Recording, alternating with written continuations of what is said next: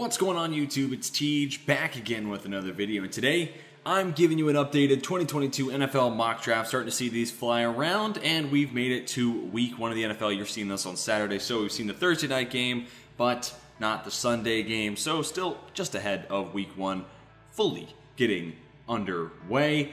So I figured I'd go ahead and update my mock draft. Hopefully you all enjoyed today's video. If you do, please hit that like button. It would help me out a ton. And if you're new to the channel, want more sports content like this, please consider subscribing and comment your entirely too early mock drafts and your predictions for next April. I love covering the NFL draft, and this is really when it all starts to materialize and come together. We've only seen 1 week of college football, haven't seen the full slate of week 1 of the NFL, so this is obviously still speculatory, and because of that, this is going to be rather quick compared to my draft season videos, which can get rather long. Starting with the Houston Texans, I'm actually going to go Kayvon Thibodeaux. Look, I think you have to go something other than quarterback. Otherwise, you just lit the first draft pick of the Nick Caserio era with Davis Mills on fire. So I think Thibodeaux makes a ton of sense. Plus, this team just desperately needs pass rush. Additionally, the team that's now on the clock, the Detroit Lions, I like what they did in their draft this past year, getting some pieces that they can use long term and some pieces that will take longer time to develop, like Penei Sewell, Ifeatu Melifonwu, a couple of defensive tackles. They're laying the foundation to where that team won't totally suck when a rookie quarterback comes in. Now, they won't be good, but it won't be a dumpster fire. So I think Houston should take a similar approach. Plus, they need a quarterback for sure. But we live in a time where there's 30 to 35 starting caliber quarterbacks. You know, Cam Newton, as of me recording this, does not have a job. Like, think about how crazy that is. But there is a premium for pass rushers. And I think Thibodeau's more to someone like Bradley Chubb type of elite level pass rusher at the top of the draft compared to like Myles Garrett and Von Miller. But Thibodeaux would be by far the best pass rusher day one for Houston. And I know you need to get a quarterback long term, but maybe Mills turns out to be that guy. We haven't seen him play in the NFL. I know the preseason wasn't great, but you can't rule it out just yet. They desperately need pass rush. Plus, just build the foundation. Make this team not completely horrendous when you do get your rookie quarterback. That said, Spencer Rattler, is going to be my number 2 pick for the Detroit Lions.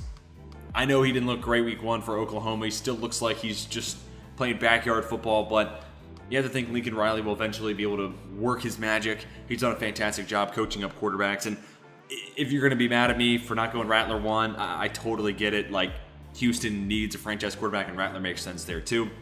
On to pick number 3 with the New York Jets. This would be a spot I'd really love to see Kayvon Thibodeaux fall to, just in the sense that you could have him, Carl Lawson opposite one another, Quinn Williams in the middle. It would really bolster that pass rush a ton, but obviously Thibodeaux off the board. Derek Stingley Jr. becomes someone you rush the card in. They need a corner. I think Bryce Hall could have some upside in that Robert Saleh defense, but if you add Stingley, you move Hall to that number 2 corner spot. You hopefully can extend Marcus May long term. Then that secondary looks pretty solid. And they have another first-round pick, so you can use that to address edge, and there's some good options later down draft board. Number 4 pick, I think you got to go Evan Neal here if you're the Jags.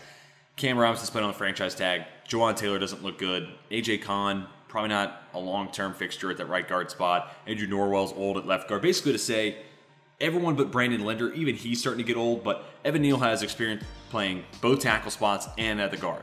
So no matter what, he's a flexible chess piece. I think in this spot, you'd let Cam Robinson go, and Evan Neal is your long-term left tackle, but they still need to figure out right tackle. He could probably get better at both the guard spots, get at least a little younger at left guard, so I think Neal makes a ton of sense there. Eagles, I'm going very chalky here. Top 5 players on my board, and you'll see a big board coming in about a week or two. Kyle Hamilton is just a dynamic playmaker that secondary doesn't have. They're actually kind of old when it comes to Slay, Anthony Harris, Steven Nelson.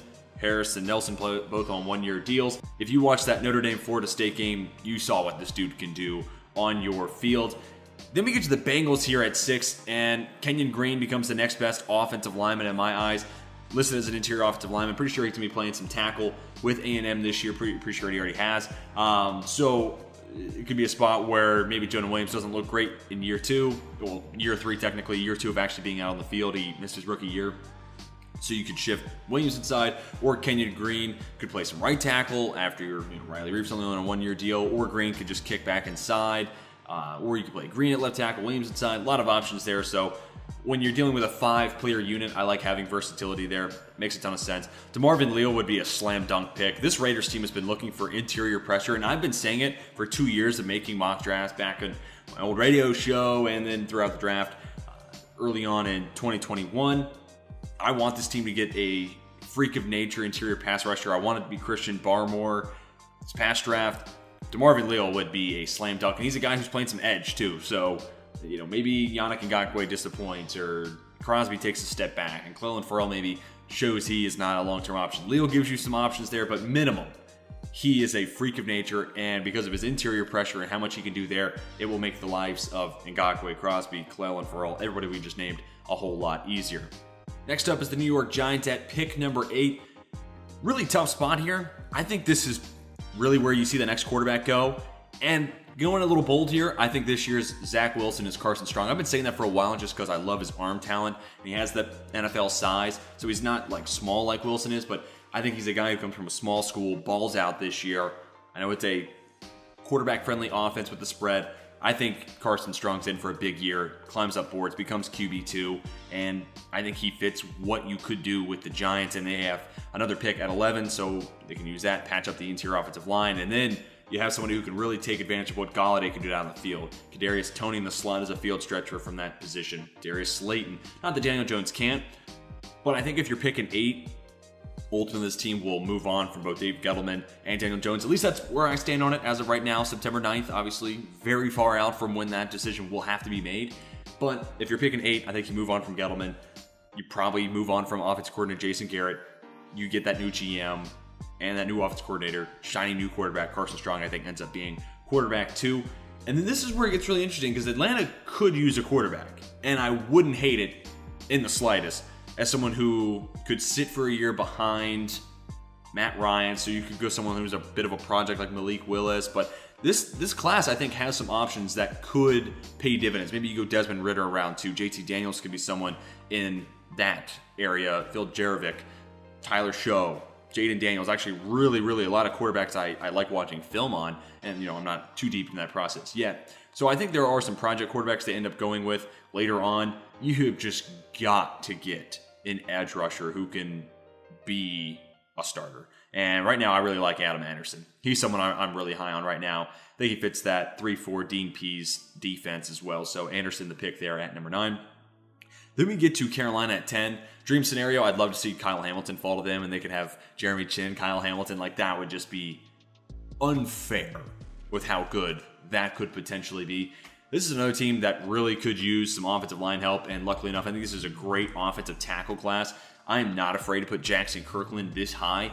He might be a little high based off of NFLMockDraftDatabase.com, which, mouthful to say, but great website. Really glad I found this. I encourage you to do something similar. Send me a screenshot or a video of your mock draft. Love to see it. But Kirkland, I think, climbs up some board. I know it's a deep offensive tackle class. Lots of people are, high on Daniel Falale. Big, tall, big frame. You have Taylor Moton signed long-term at the right tackle spot. Maybe he ends up moving to left tackle, but I think Kirkland looked really good this past Saturday despite Washington looking like a train wreck. On to the Giants' second pick. A little early to take a center for sure, but Tyler Linderbaum's fantastic. In an ideal spot here, you're going from 11 and trading back with the Eagles or Denver here at 15. Maybe Denver has their eye on a quarterback or something like that. And then you can get a little bit better value with Linderbaum or one of these potential guard/centers. But I think Linderbaum could play either, but he's been a center at Iowa, and he's one of the best center prospects I've seen in my lifetime since I got into following the NFL draft very heavily. So I think he makes a ton of sense there. Then we get to the Pittsburgh Steelers. And Sam Howell, I think, would be an awesome selection. I am from Virginia, so Malik Willis is someone I hope to get to see very soon. Actually, Liberty, I live in the same town. I live in Lynchburg, Virginia, so he's right up the road. Love to see him get to play, but I think cornerback ultimately is just too big of a need here to ignore. Kaiir Elam gives you a guy who, one, could replace Joe Hayden, didn't get the contract extension he wanted, but even opposite of Hayden, there are a lot of question marks. I like Cam Sutton, but we haven't seen him do it on a full game basis. I think Pittsburgh will ultimately try to end up getting a veteran quarterback, which makes sense, right? This team is built to win now. So whether it's signing Jameis Winston if he looks good this year, bringing in a Marcus Mariota, Ryan Fitzpatrick, trying to be in on the Deshaun Watson, which I don't think that will end up happening, or Aaron Rodgers sweepstakes. Something along those lines I think is more probable than going quarterback here, but I could totally be wrong. But I think corner is a huge need, and I'm also a big fan of Kyer Elam. I love watching him play, so this might be a little bit of bias. I'd love to see him go to my favorite team. Arizona Cardinals, not venturing far from this position. We were saying it all draft cycle, they need a cornerback, and it only got amplified by Malcolm Butler retiring. So I think they need to invest in that position to be competitive long term, and this might be the first pick of a new head coach's regime, and maybe this team needs to go with someone who's a defensive-minded coach to try to counteract what's ultimately happened, especially in the secondary, over the Cliff Kingsbury tenure. Then we get to the Washington football team, and yeah, this is where the slide stops for Sam Howell. I think Malik Willis would be interesting. Ron Rivera has that connection to Cam Newton, so maybe he prefers mobile quarterbacks. I think Howell will fall a little bit down boards into this mid to late first-round conversation because the playmakers around him haven't been overly impressive, so losing De'Ami Brown, Daz Newsome, Michael Carter, Javonte Williams obviously takes a toll, and it looks like Howell's having to backpack that offense. On top of that's an offense that is college built, and it looks like a college scheme. It's a bunch of go balls, deep posts, not something that necessarily translates immediately to the NFL. Washington could have the flexibility to bring back Fitzpatrick or sign Mariota or some of those other veterans I just listed off a minute ago. Have Howell sit for a little bit, but also it's kind of fun. De'Ami Brown, Sam Howell rekindling that connection that was so dynamic and so explosive at North Carolina. And I still think he's a first-round caliber quarterback, arm talent alone. I just think he's gonna fall down because this year is not gonna go all that great. But I've only seen him play 1 week this year, so I could end up definitely being wrong. That's part of the fun of this type of video. Denver Broncos, Malik Willis. I wanted them to be in on Justin Field, and just imagine what they could do with someone like Willis, who arm strength-wise could throw a football through a brick wall. I'm honestly convinced, and I hope to get to see him play this year, like I said.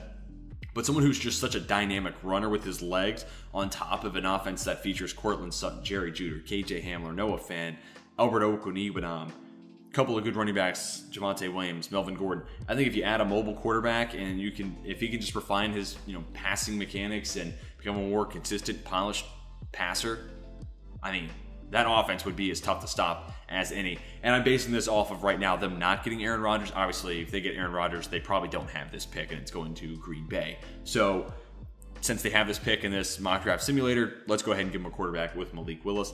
Then we get back to the Eagles, and it's definitely tempting to go quarterback. In hindsight, maybe if they're picking 5, that's the route they end up going. So maybe in my next mock draft, you'll see these pretty much once a month until we get to the NFL draft, so I'll update it then. No need to yell at me, Eagles fans. They probably do go quarterback at 5 if they don't have Deshaun Watson. But to try to cover me, let's go ahead and just say they have Deshaun Watson in this hypothetical situation. They desperately need to get better at linebacker. I like Christian Harris. Think he looked really good for Alabama, and it's just a position that just churns out to be NFL ready coming out of Alabama. So I think it makes a ton of sense there. Then we get to the Minnesota Vikings. Hopefully this is the year they understand you have to go edge in round 1. I really like Aiden Hutchinson, and I think he's a Minnesota guy given he's just an absolute freak of nature. Bruce Feldman's freak list, top of the list there. And that tends to be the guy that Minnesota targets later in drafts in the mid to late round ranges. So why not take a chance on a guy who, freak of nature, you're going to need a pass rusher because maybe Danielle Hunter wants out, but even if he doesn't, you need an edge anyways because I don't know if DJ Wonnum is going to be that type of dude. Hutchinson, really like what he could turn out to be. Already a freak athlete. Think he fits what Minnesota wants. And now for the LA Chargers, I think Chris Olave makes some sense here because Mike Williams probably not coming back, but Jalen Guyton had some big games, and they take Josh Palmer last year in the 3rd round. I think he has some NFL-ready nature to him. So I'm going to go Drake Jackson here. Keep him in state, and I think he fits that 3-4 pretty well. You have an edge rusher opposite of either Joey Bosa or Uchenna Nwosu. Let's just say in a world where you take Jackson, I think you play Nwosu and Jackson on the outside, and then you can kick Bosa in on the interior, play him at that 3-4 DN spot, but he's still then your nickel defensive end. Gives you some versatility, and Brandon Staley's all about having options, putting players in different places, so I think Jackson adds on to that. And for the New Orleans Saints, I'm going Garrett Wilson. I actually think I like Chris Olave as my wide receiver 1 as it stands right now. But that's because I watched more tape on him last year because I thought he was going to be in last year's draft class. Not to say I didn't notice Garrett Wilson, obviously. Wilson has a little bit more when it comes to the departments of size and speed, things you can't teach. And because of that, he's going to be a wide receiver 1 for a lot of people. But him and Olave are, 1A, 1B in my eyes. But I might give the edge to Olave. But you have Wilson as this downfield burner. Maybe they don't end up needing that type of guy because Marquez Callaway looks really good. And you have Michael Thomas back. But, I mean, even Michael Thomas being back and not being traded next offseason when the dead cap number lowers, that's not necessarily given how many rumors have been going around. So not ruling that out either. So Wilson, I think, makes a ton of sense. And we're going to follow it up with another Buckeye, Chris Olave. I think either one of the Ohio State wide receivers would be a fantastic addition for New England. They could then move on from the contract of Kendrick Bourne. I think you can pretty easily move on and actually save a little bit of salary. I haven't looked at the contract in a while, but after this upcoming season, I think that is a route that the Patriots could take. And Olave gives you a fantastic route runner, guy with good speed, will run in the low 4.4s, maybe into the 4.3s, and he brings that big play nature. And off of play action, him and Mac Jones could be dangerous. And now we're back to the Eagles' 3rd pick inside the 1st round. And I think this is the advantage. I know I probably have Eagles fans screaming at me for not taking Carson Strong or whoever I see as QB2 at 5. But I think Kyle Hamilton's a freak of nature and you can't pass on him. And then Christian Harris is a guy who could end up potentially going top 10 to 12 given his talent. So at 16, I felt like that's really good value. And additionally, I think this QB class ends up getting to a spot where there's 4 or 5 quarterbacks going in the 1st round, but none of them are as good to whoever was taken as QB1, QB2, QB3 in this past year's draft. But because of that, I think the Eagles can get some decent value waiting in this draft class. You use your last 1st round pick essentially on a guy like Matt Corral, who looks fun in that Ole Miss offense and can air it out like no other. I don't necessarily know if he fits perfectly with Nick Sirianni and what he wants to do in offense. I'm interested to see what that offense looks like in general. And given how Corral wants to push the ball down the field, like deep down the field, it is a huge culture shift from that of Jalen Hurts being more mobile, using his legs, going to have to use the underneath and intermediate parts of the field more in that passing attack. Corral could be what Sirianni wants. I just have to see that scheme. Coming from the Frank Reich offense, it's probably something that's in between, right? It's pretty balanced, but I think this is a spot here where Philadelphia could walk away from the draft like, we got 2 game changers on the defensive side of the ball, Kyle Hamilton, Christian Harris. Not necessarily high value position safety linebacker, but those guys are so good they could potentially be guys who transcend what the traditional position value for those spots are. And then you end up still getting a 1st round quarterback and a guy who has plenty of upside. So it's the first early mock draft that I'll do this year. So tell me what you think about it, especially if you're an Eagles fan. Probably yelling at me, but that's okay. Dallas Cowboys hold the number 22 pick, and I think they get some fantastic value here. Andrew Booth Jr. or Ahmad Garner. Honestly, I'll probably go Gardner here. I know they took a 2nd round corner 2 years in a row with Trevon Diggs, then Kelvin Joseph, but it's still a spot they need to improve at. And Gardner especially could potentially be a really nice nickel. So maybe Diggs hits, maybe Joseph looks pretty good and you feel confident with what he could be in year 2, or maybe Nashawn Wright. I mean, who knows what that experiment could be. And Gardner could be someone who you play in the nickel, not necessarily a position you want to take in the 1st round, but I am not entirely sure all those young guys hit like they would in theory, or like how the Cowboys would want them to. So corner ends up still being position of need. Edge could also be in play here, like George Karlaftis makes some sense as a potential fit opposite of DeMarcus Lawrence, or even a potential DeMarcus Lawrence replacement. Who knows what could happen over the next year. So edge certainly in play there. Something I considered, but ultimately I go Ahmad Gardner. Now we're back to the Jets. We gave them corner earlier with Derek Stingley, and this is where I do have George Karlaftis going. Whether it's 4-3, 3-4, Saleh can mix it up. I think Karlaftis fits whatever lunch pail type of dude, high motor, makes plays, racks up the stats as well, and I think he is caliber, a 1st round caliber edge rusher. There's actually a lot of edges I think could really go in the 1st round. Harrison Sanders, Enagbare, Benito. I mean, I like all these guys, but someone's going to end up falling, and Benito and Enagbare, I think, are the likeliest suspects of these 4 here on the screen.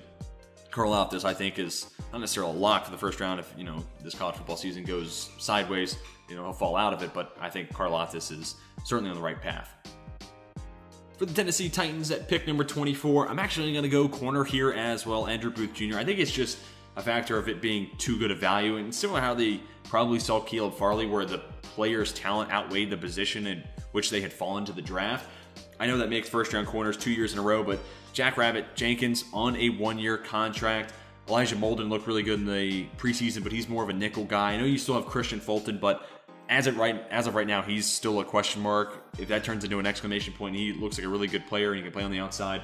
we'll change this next month. But for right now, I think Andrew Booth is just too good a value, and it's a position where this team can continue to get better. Thought about interior offensive line, but this team's run blocking, especially from guard, center guard, is still really, really solid. So not necessarily something they need to address there.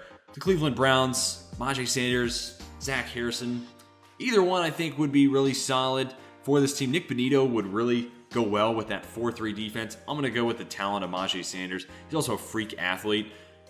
1-year deal for Jadeveon Clowney. I think this becomes the position that we're talking about with Cleveland in a year's time. Need to find that replacement to Clowney. Got to keep that defense looking solid. Got to have it be well balanced. So I think edge is ultimately where they go. Sanders, not necessarily sure it's a great 4-3 immediate impact guy, but definitely someone who has great upside. And you play opposite of Myles Garrett, that obviously helps out a ton. Dolphins on the clock at pick number 26. Been talking up this offensive tackle class, but we've gone on a bit of a tackle drought. Last one off the board was actually Jackson Kirkland at pick number 10. So let's go ahead and then Zion Nelson's really intriguing. Keep him in Miami, but a tight end turned tackle. That is someone I'm closely watching this college football season. But let's go with Charles Cross, also Daniel Falale. 6'9", almost 400 pounds, just an absolute monster. But let's go Charles Cross right now. Feels like a consensus top 5 tackle in a lot of people's books. And we're still early on in the process, but feels like someone who is destined to go in the first round, at least as of right now. And that is a position where the Dolphins have got to get better at. Baltimore Ravens at pick number 27. I'm looking wide receiver here. I know they took Rashad Bateman, and I'm not trying to minimize that. I know they still have Hollywood Brown, but they need to get better. That's still a position where they have got to improve. Sammy Watkins only on a 1-year deal, so take your pick of who's here. I think this is a really solid wide receiver class, not necessarily as good as the past 2 years, but it's good enough. I'll go Treylon Burks, getting a lot of first-round buzz. I see him as a big body contested catch slot wide receiver to the days of the late great Vincent Jackson, especially when he was in Tampa, where you could line him up and he was just bigger than every nickel cornerback, and he could make contested grabs, work the sideline really well. I think that's ultimately the path that Burks takes. Want to see how well he can separate throughout the season with Arkansas, but it's just a position where Baltimore got to continue to get better and stockpile weapons there. So wide receiver at 27 makes sense to me.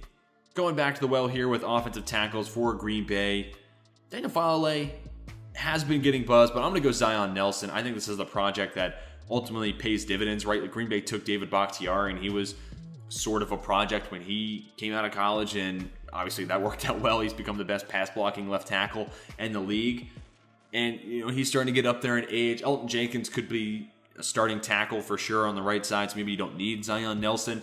But if you take Nelson and you feel confident with him starting, you could play Jenkins and have potentially one of the best left guards in football as well, and just overall shut down left sides of an offensive line. So I think offensive tackle makes a ton of sense. Could also be looking at wide receiver, right? Devontae Adams last year of his contract could be looking for a replacement. I think if that were to be the case, Justin Ross would be a really intriguing replacement. George Pickens, if he comes back and plays good football after that crazy injury, he could be someone who soars into the first round. Drake London I like a lot. He's another contested catch type of slot wide receiver. Not necessarily a great separator in the likes of Treylon Burks, but really do like the idea of Zion Nelson potentially continuing his project and his path with Green Bay, who has been a factory for producing quality offensive linemen. Staying with the wide receivers here that are on the screen, John Mechie, I think, is really intriguing for the Lions. You pair him up with someone with an arm talent like Spencer Rattler. Really a nice concept, but I'm going to go Justin Ross. I need to see him continue to improve as a route runner, but 6'4", contested catch, jump ball dude. He can win down the field as a high point guy minimum. So him and Rattler, I think, off that alone, make a lot of sense. George Pickens, if he's healthy, would probably be the best wide receiver here, and you'd go him because he has that blend of size and speed. Mechie gives you the speed. Ross gives you the size. I'll lean Ross for right now. To the Bills at pick number 30. I know I'm going to butcher this name. I need to go through pronunciations and start getting ready there. But Ekwonu, it's going to be my pick here coming out of NC State. I think he plays tackle for him right now.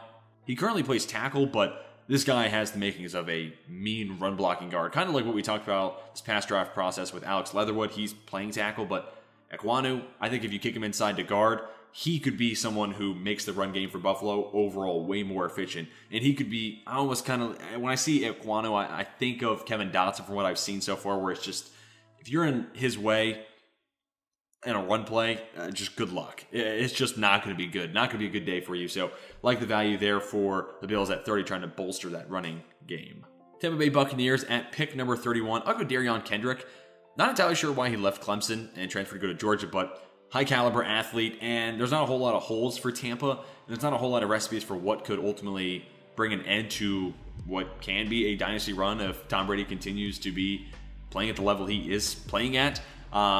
And shortage of corners, injuries to the secondary could be one of those pathways where this team doesn't hit its full potential. So keep stockpiling. That was part of their path to team building, right? They were taking Jamel Dean and John Murphy Bunting and guys like that and stockpiling that cornerback position. Now they're really deep there. Not necessarily always going to stay there. Those young guys are eventually going to start getting big contracts handed to them. The Bucs won't always be able to answer the bell. So go ahead and have that next guy ready to go. Good value there too with Kendrick at the end of the first round. And for the Kansas City Chiefs, let's go ahead and go with the high value play here with George Pickens. I hope that he comes back fully healthy and becomes a guy that hits his full potential, because speaking of what Pickens could be is scary. He could be wide receiver 1 in this draft, and I feel totally confident in saying that. But obviously, scary injury. We'll see what he looks like when he comes back onto the field. But that is my entirely too early 2022 NFL mock draft. Tell me what you think about it down in the comment section. Who do I have too high? Who do I have too low? What team is not taking any of these players? What position group doesn't make sense for a certain team? Love to have your thoughts. I respond to every comment. So let's talk about this mock draft down below. Hopefully you all enjoyed the video, and if you did, please hit that like button. It would help me out a ton. And if you're new to the channel, want more sports content like this, please consider subscribing. Hope you all have a fantastic rest of your day. And until next time, my name is Tej, and I am signing off.